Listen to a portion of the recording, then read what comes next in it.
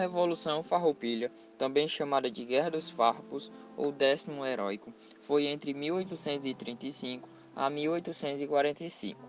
Eclodiu no Rio Grande do Sul e configurou-se nas mais longas revoltas brasileiras.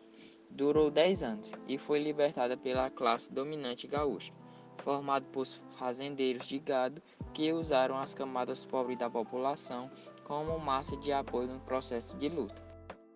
O Rio Grande do Sul foi palco das disputas entre portugueses e espanhóis desde o século XVII. Na ideia dos líderes locais, o fim dos conflitos deveria inspirar o governo central a incentivar o crescimento econômico do Sul.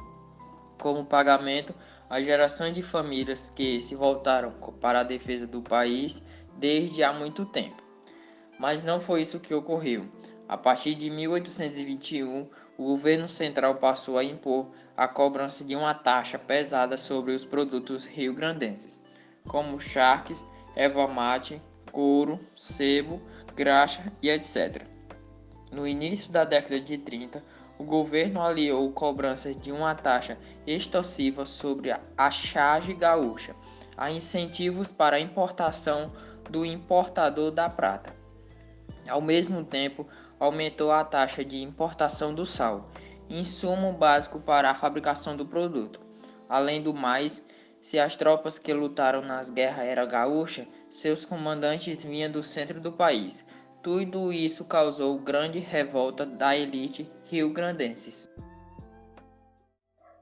Em 20 de setembro de 1835, os rebeldes tomam Porto Alegre, obrigando o presidente da província, Fernandes Braga, a fugir para o Rio Grande.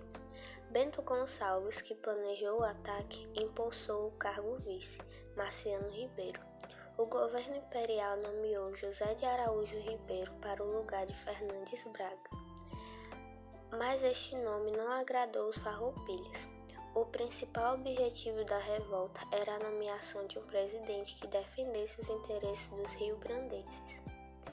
E estes decidiram prorrogar o mandato de Marciano Ribeiro até 9 de dezembro. Araújo Ribeiro então decidiu partir para Rio Grande e tomou posse no Conselho Municipal da cidade portuária. Bento Manuel, um dos líderes do 20 de setembro, decidiu apoiá-lo e rompeu com os farroupilhas. Bento Gonçalves então decidiu conciliar. Convidou Araújo Ribeiro a tomar posse em Porto Alegre, mas este recusou. Com a ajuda de Bento Manuel, Araújo conseguiu a adesão de outros líderes militares, como Osório. Em 3 de março de 36, o governo ordena a transferência das repartições para Rio Grande. É o sinal da ruptura. Em represália, os farroupilhas prendem em Pelotas o conceituado Major Manuel Marques de Souza, levando-o para Porto Alegre e confinando no navio prisão Presiganga, ancorado no Guaíba.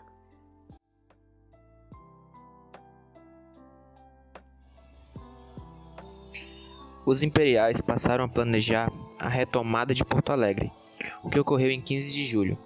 O tenente Henrique Mose, preso no 8º BC em Porto Alegre, subornou a guarda e libertou 30 soldados. Este grupo tomou importantes pontos da cidade e libertou Marques de Souza e outros oficiais presos no Presiganga. Marciano Ribeiro foi preso e em seu lugar foi posto o Marechal João de Deus Mena Barreto. O Bento Gonçalves tentou reconquistar a cidade 2 semanas depois, mas foi batido. Entre 1836 e 1840, Porto Alegre sofreu 1.283 dias de sítio, mas nunca mais os farrapos conseguiriam tomá-la. Em 9 de setembro de 1836, os farrapos, comandados pelo general Neto, impuseram uma violenta derrota ao coronel João da Silva Tavares no Arroio Ceival, próximo a Bagé.